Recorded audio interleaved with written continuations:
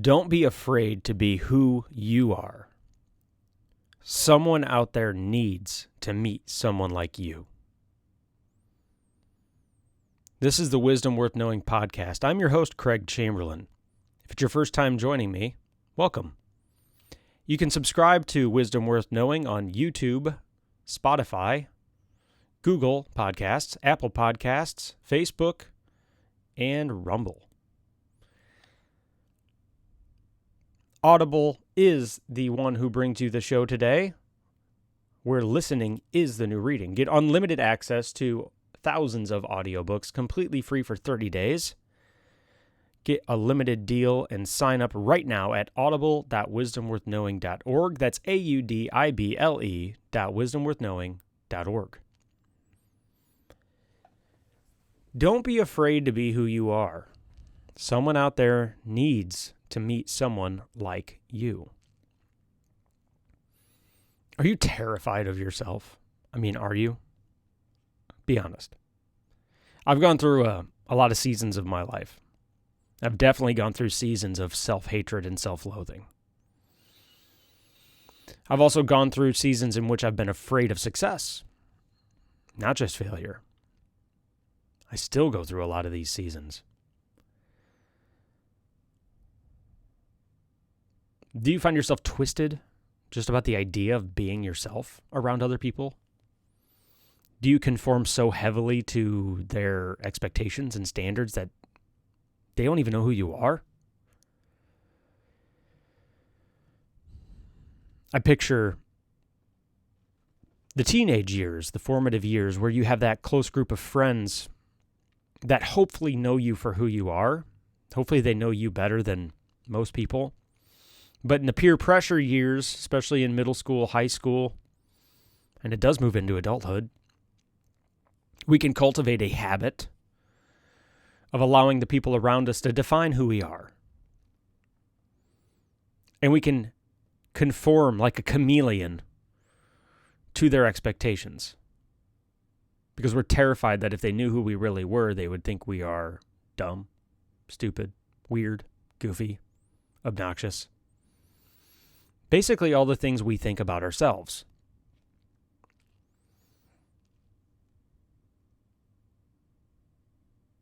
There's another quote that comes to mind, is everything you've ever wanted is on the other side of fear.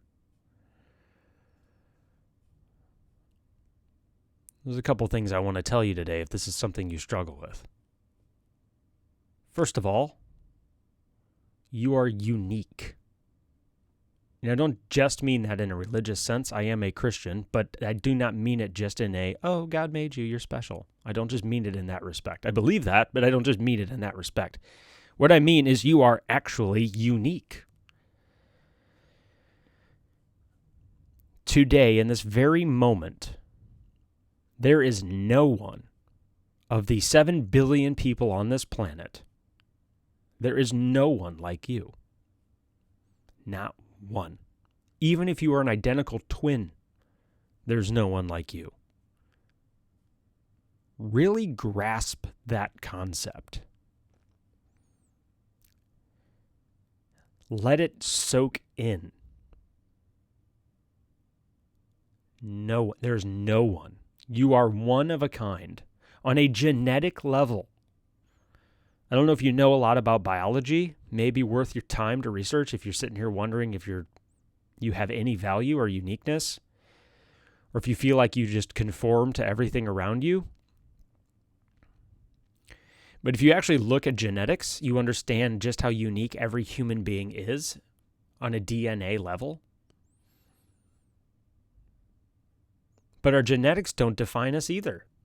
They give us dispositions and predispositions, and we are predisposed to certain behaviors, but predispositions are not destiny. Genetics are not destiny. We have minds. We have the cognitive ability to, first of all, spend an immense amount of time discovering who we are, that uniqueness that is us. But the secondary part of you that is completely unique is your environment.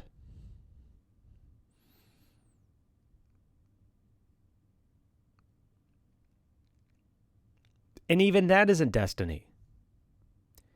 Your environment are the people, places, things, locations, geography, people you've met, people you've encountered. It's your experience. Even if you're an identical twins turn out completely different because their experiences are completely different. The people they interact with, the people they engage with, the people they come to like and love, and the relationships they develop, all different. Genetics are very similar, identical in a lot of ways. Not completely identical, but in a lot of ways. Yet two completely different people, even if they are raised in the same home. How does that work? So your genetics are unique. Your environment is unique. Your personality is unique. Your personality cultivates out of all those experiences and your genetics.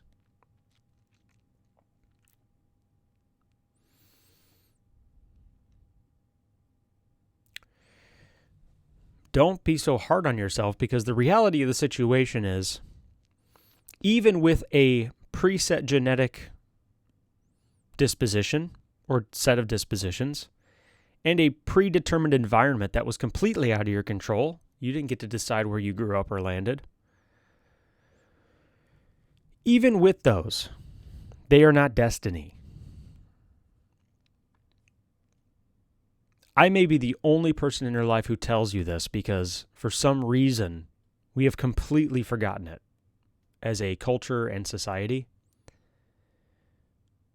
But you have a mind. You have a brain. You have the ability to learn, to adapt, to overcome. I wonder if you've even heard the quote, "Knowledge is power."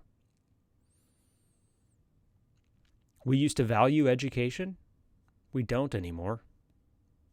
At least as a whole. But there are very few circumstances and experiences that cannot be overcome with the right amount of knowledge and understanding of how those situations cultivate our character, and those setbacks cultivate our character, and by tapping into other people who have overcome whatever our limitations are. Human beings are tremendously adaptive. If you don't believe that, start reading history. There have been incredible people who have come out of the worst circumstances.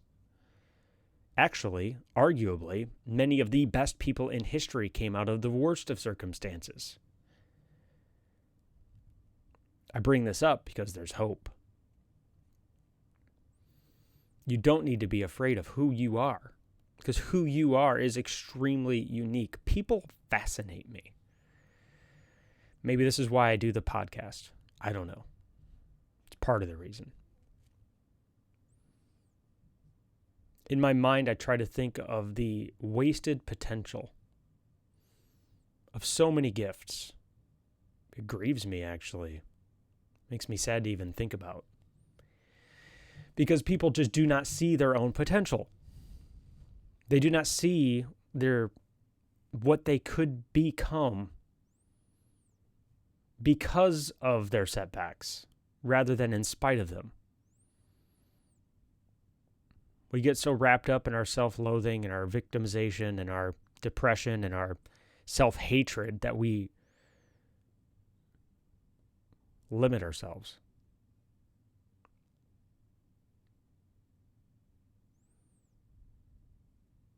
I do believe that forgiveness is the cornerstone of unleashing the individual. I think there was a time in history in which that slungshot the human race.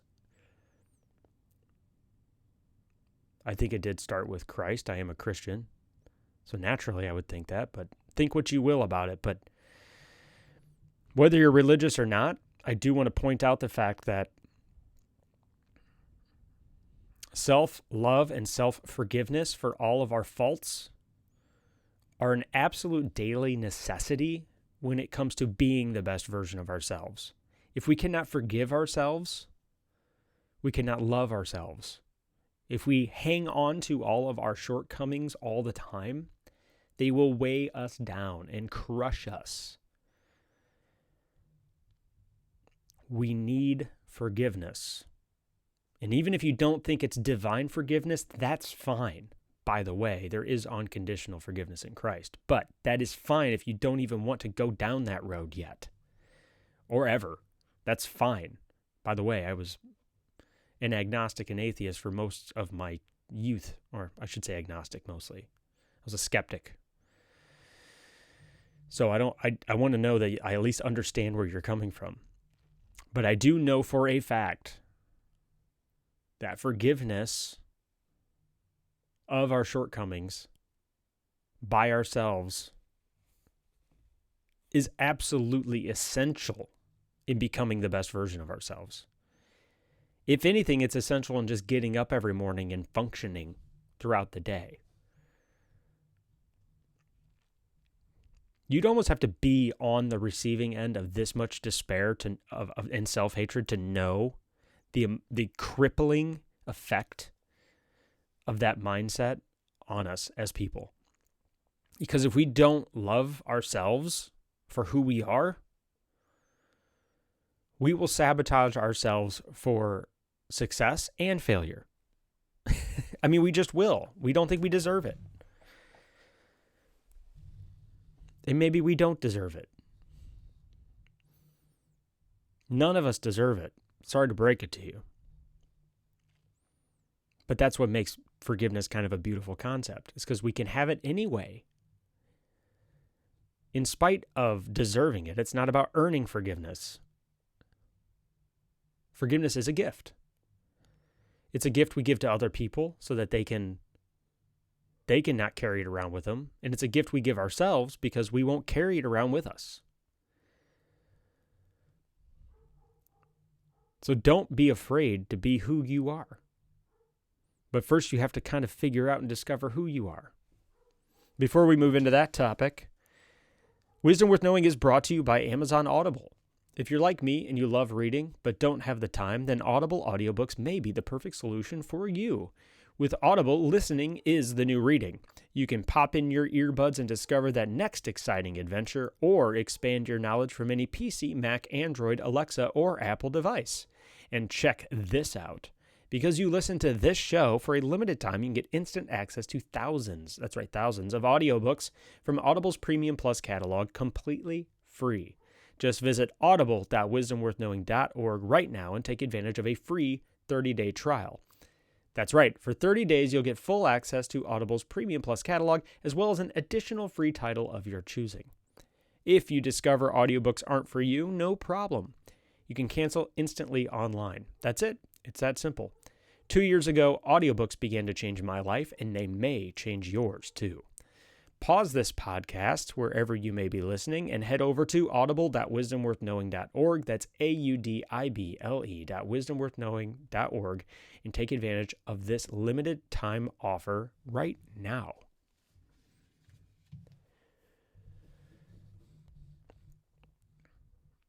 So I talk about in the show a lot self-authoring, self-journaling, this discovering who you are. And it's really not that difficult. We just need to kind of dedicate some time to it, but we need to sit down and write out just journals, just express ourselves in writing. I think there's tremendous value in writing because it does force us to articulate our feelings and emotions into words. Because it's very difficult a lot of the time to understand what we are going through emotionally because we do not have the words to communicate those emotions. And this is especially true in our youth because language is extremely important. If we don't learn to harness language in an effective way for communicating, then we can't really articulate our emotions in a way for us to reconcile them. I mean, how can we expect to be able to solve a problem or an emotional issue if we can't even communicate to ourselves how to define that issue? That's one of the most difficult skills, I think, for us to really come up with. I don't know if you've heard the sayings like, I don't even have the words to describe. And it's something we just kind of say in passing and we don't think about it. But it's very true. There's been a lot of new experiences I have in my life in which there's a flood of emotions and I don't even know how to describe them in words. But this is why journaling and self-reflection are so important, is because we can learn that skill of being able to articulate what we're going through and communicate that. And this allows us at least the breathing room to develop an understanding of who we are. And then we can use that ability to be better versions of ourselves. So in order to not be afraid of who we are, we first have to have at least a basic understanding of who we are. It's basically the point I'm trying to make. I hope I'm communicating that effectively. Because the second part of the quote, which I want to move into, is someone out there needs to meet someone like you. And because of your unique genetics, your unique experience, your unique environment,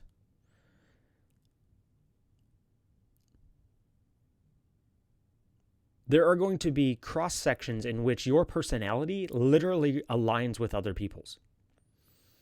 Ooh, what's that friendship quote from C.S. Lewis? What is friendship definition? C.S. Lewis. He's got an amazing friendship on this.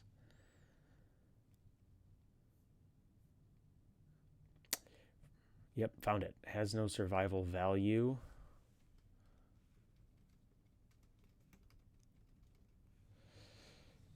Friendship has no survival value. Oh, wait, I want to get the full quote. Sorry, give me one moment. Here we go. This is from The Four Loves by C.S. Lewis. Friendship, it has no survival value. Rather, it's one of those things which give value to survival. It has no survival value. Rather, it's one of those things that give value to survival. He also was quoted as saying,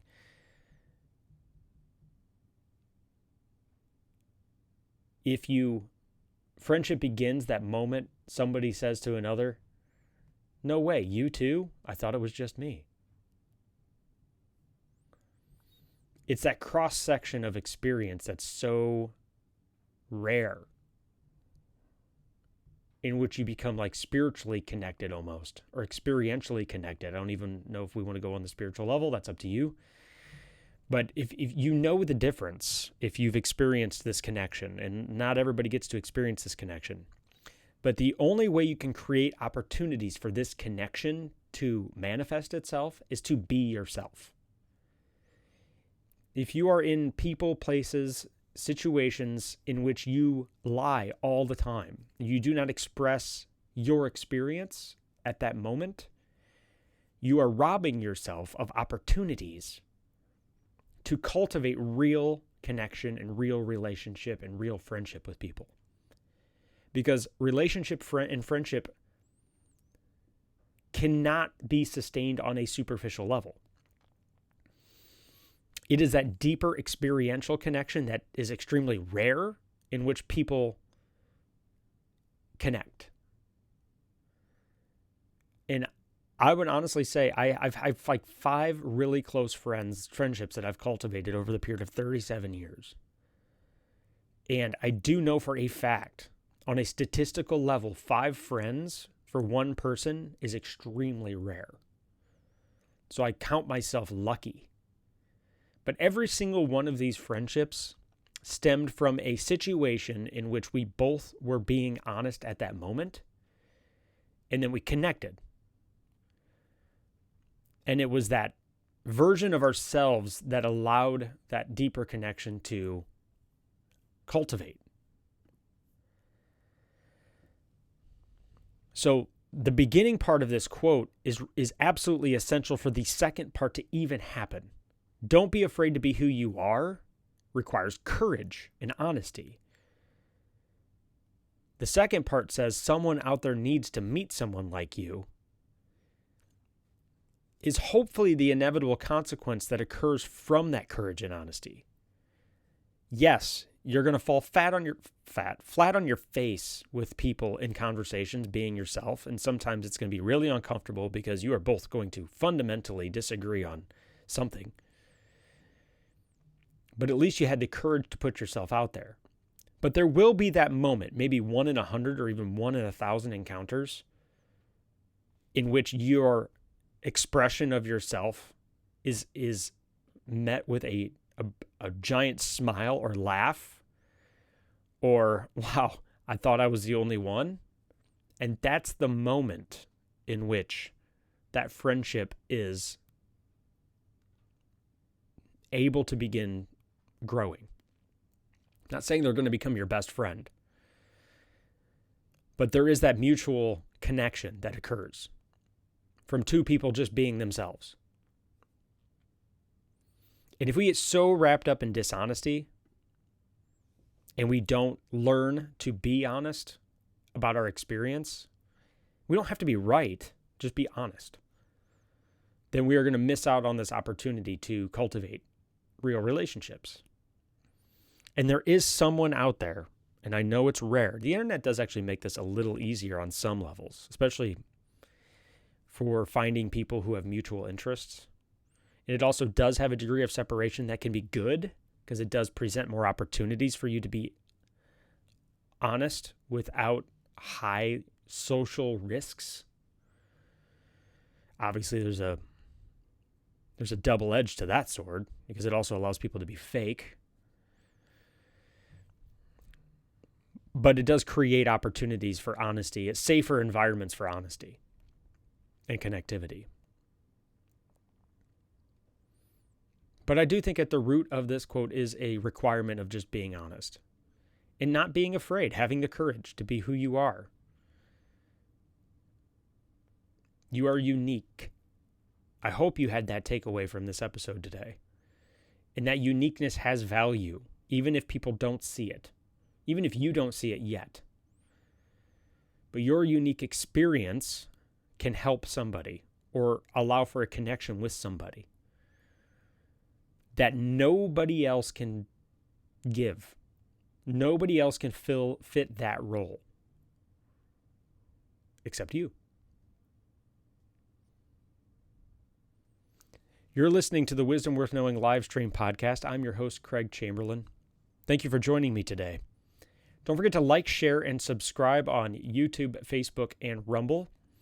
Your likes, shares, and subscriptions help the show grow, help the videos get more exposure. You can also subscribe to this on your favorite podcast channel, Apple Podcasts, Google Podcasts, and Spotify. Just go to wisdomworthknowing.org. There are several ways to connect. This show is brought to you by Audible, where listening is the new reading. For a limited time, get unlimited access to thousands of audiobooks completely free for 30 days. Sign up right now at audible.wisdomworthknowing.org. That's audible.wisdomworthknowing.org. So don't be afraid to be who you are. Someone out there needs to meet someone like you. Until next time, let's just work on being the best version of ourselves we can today, because that's all we can do. I'll see you all tomorrow.